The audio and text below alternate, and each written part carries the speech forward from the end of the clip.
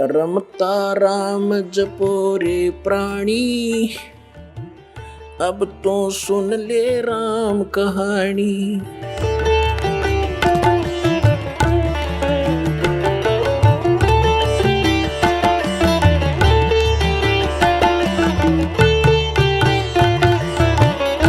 अब श्रीमद् भगवत गीता अध्याय नंबर 17 के श्लोक नंबर 23 में ये ब्रह्मण्य शब्द है, जो चौथे अध्याय के 32वें श्लोक में ब्रह्मण्य मुखे शब्द है, वहां भी ब्रह्मण्य शब्द है। तो वहां इनकी नीत साफ थी अनुवादकर्ताओं की, इन्होंने वहां पर ब्रह्मण्य का अर्थ कर दिया सच्चिदानंद घन ब्रह्म, जो इसका असली अर्थ है। और यहाँ चौथे अध्याय के 32वें श्लोक में ये डंडी मार गए, क्योंकि इनको ज्ञान था नहीं, बेईमानी कर गए। यहां लिख दिया वेद की वाणी,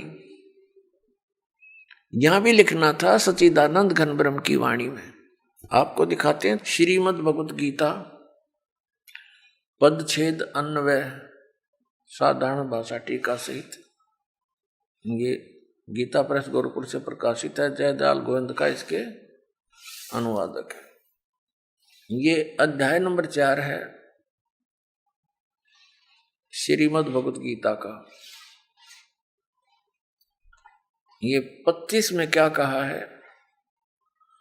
दूसरे योगीजन देवताओं के पूजन रूप यज्ञ का, यानी धार्मिक अनुष्ठान का भली प्रतिभांति अनुष्ठान किया करते हैं।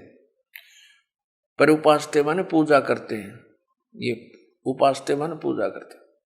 और अन्य ब्रह्म अग्नौ यानी ब्रह्म परब्रह्मणी इस काल की साधना तक सीमित है, आत्म रूप यज्ञ का हवन किया करते हैं। और 26वां अन्य श्रोत्रादि समस्त इंद्रियों को संयम रूप अग्नियों में हवन किया करते हैं, यानी कुछ अपने इन कान आदि रोक राख कर ये क्रियाएं करते रहते हैं।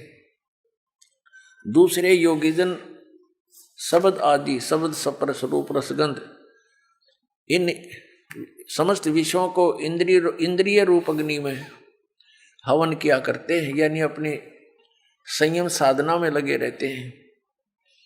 दूसरे योगीजन इंद्रियों की संपूर्ण क्रियाओं को और प्राणों की समस्त क्रियाओं को, श्वासों की, प्राण माने श्वासों की, ज्ञान से प्रकाशित आत्म संयम रूप योग रूप अग्नि में हवन किया करते हैं। हवन माने साधना करते हैं। और कई पुरुष द्रव्य संबंधी यज्ञ करने वाले हैं, यानी द्रव्य संबंधी माने धन से होने वाला।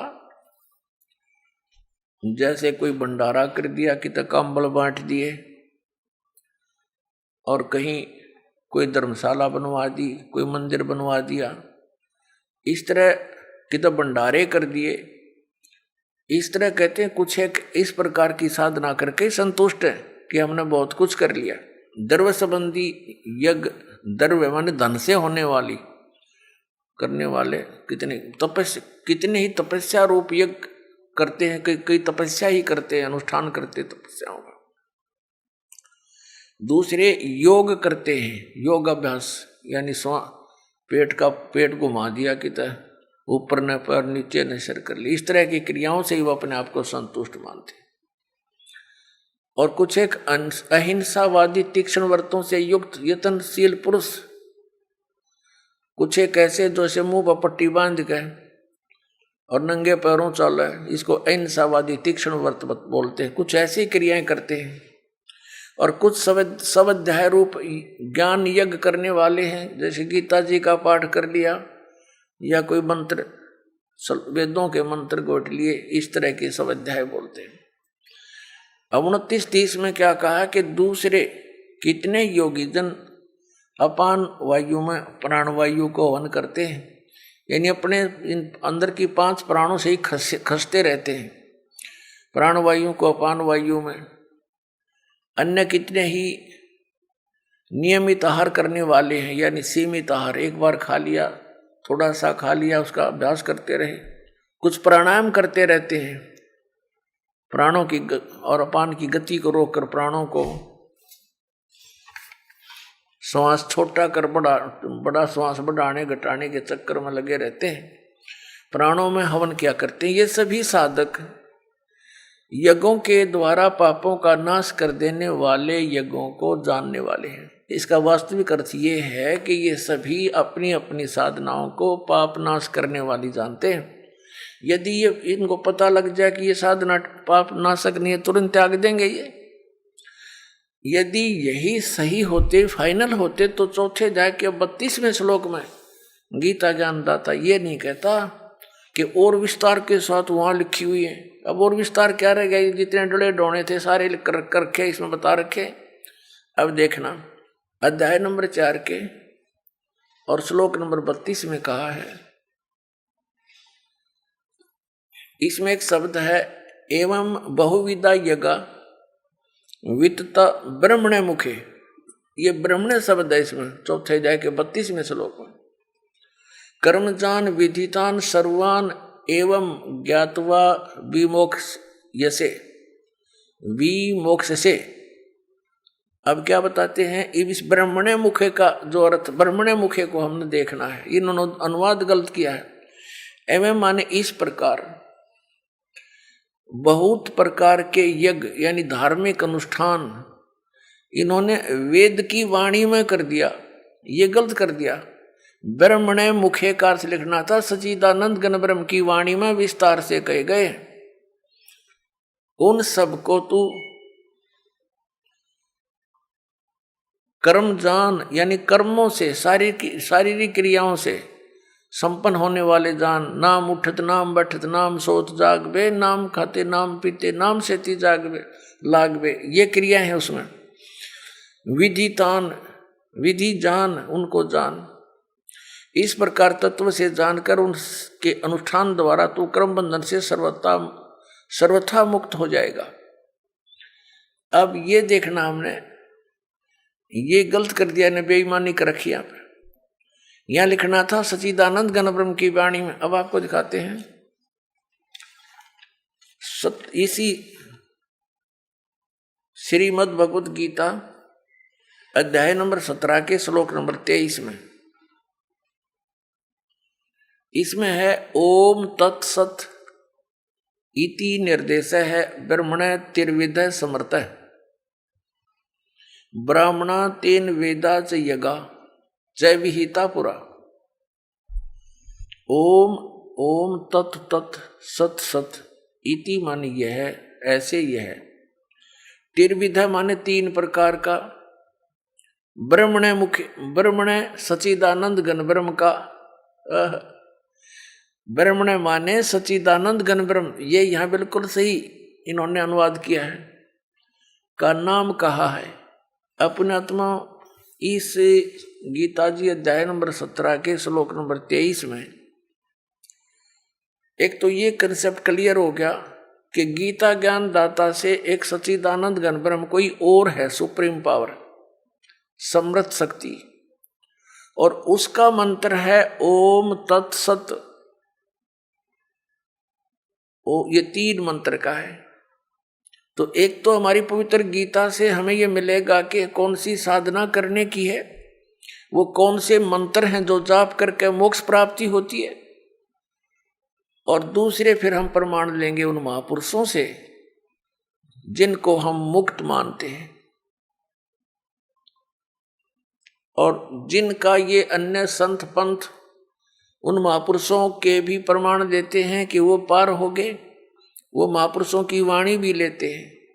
तो उन्होंने भी कौन से मंत्र जाप किए, फिर ये सब रास्ता साफ हो जाएगा, शंका समाप्त हो जाएगी।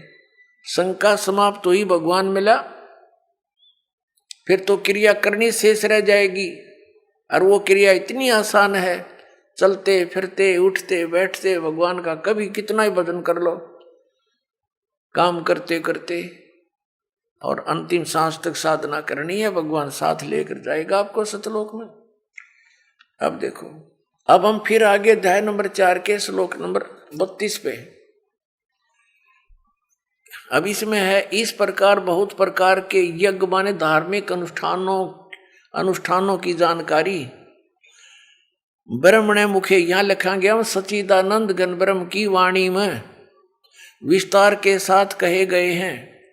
उन सब को तू कर्म जान, यानी शारीरिक क्रियाओं द्वारा संपन्न होने वाले जान।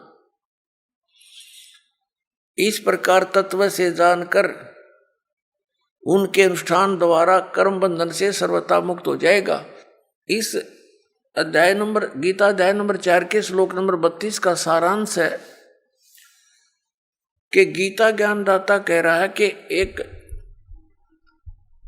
सच्चिदानंद घन ब्रह्म की वाणी में, जो उस सच्चिदानंद घन ब्रह्म ने यानी परम अक्षर ब्रह्म ने, पूर्ण परमात्मा ने आकर अपने मुख कमल से जो ज्ञान दिया है, वो वाणी मुखे, मुखे माने मुख कमल से उच्चरित वाणी में, मुख से बोले गए उस ज्ञान में वो विस्तार के साथ कहा गया। और उसको जानने के बाद फिर पूर्ण रूप से सभी प्रकार से तो सब कर्मों से मुक्त हो जाएगा।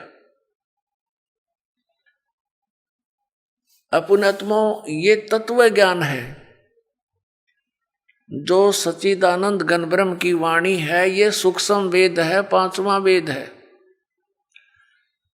और जिसके विषय में गीता ज्ञान दाता अनभिज्ञ है, कहते उसकी वो जानकारी तो कोई उसका रिप्रेजेंटेटिव सच्चिदानंद घन ब्रह्म का जो दास होगा, उससे परिचित जो संत होगा, वो बतावेगा।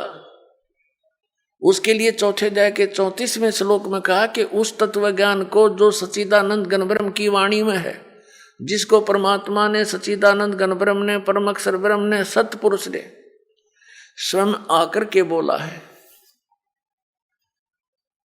वो तत्व ज्ञान है। उस ज्ञान को तू तत्वदर्शी संतों के पास जाकर समझ। ये देखिएगा चौथे अध्याय का 34वां श्लोक। उस ज्ञान को जो सच्चिदानंद घन ब्रह्म ने स्वयं आकर के बोला है, उस ज्ञान को, उस तत्व ज्ञान को तू तत्वदर्शी ज्ञानियों के पास जाकर समझ। उनको भली भांति दंडवत प्रणाम करने से, उनकी सेवा करने से और कपट छोड़कर सरलता पूर्वक प्रसन्न करने से वे परमात्म तत्व को भली भांति जानने वाले ज्ञानी महात्मा तुझे तत्व ज्ञान का उपदेश करेंगे। अपने आत्माओं कितना कंसेप्ट क्लियर कर दिया। गीता ज्ञान दाता अपने से अन्य कोई परम अक्षर ब्रह्म के विषय में कह रहा है कि वो सच्चिदानंद घन ब्रह्म आकर के अपने मुख कमल से ज्ञान देता है, और वो तत्व ज्ञान है।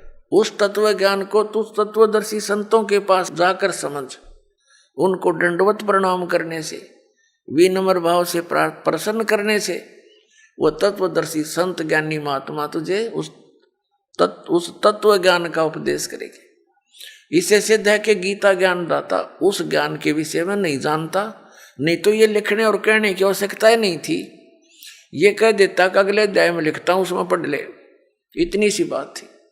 ये नहीं जानता, इसने उस ज्ञान को, 5वें वेद को नष्ट कर दिया था, और उसको प्रदान करने के लिए परमात्मा स्वयं आते हैं। आप सुन रहे थे जगत गुरु तत्वदर्शी संत रामपाल जी महाराज जी के मंगल प्रवचन। अधिक जानकारी के लिए विजिट कीजिए हमारी वेबसाइट www.jagatgururampalji.org। संत रामपाल जी महाराज जी के शुभ आशीर्वाद से पूरे विश्व भर में 500 से भी ज्यादा नाम दीक्षा केंद्र हैं, जिन पर संत रामपाल जी महाराज जी द्वारा ऑनलाइन निशुल्क नाम दीक्षा दी जा रही है। अपने नजदीकी नाम दीक्षा केंद्र का पता करने के लिए संपर्क करें 8222880541।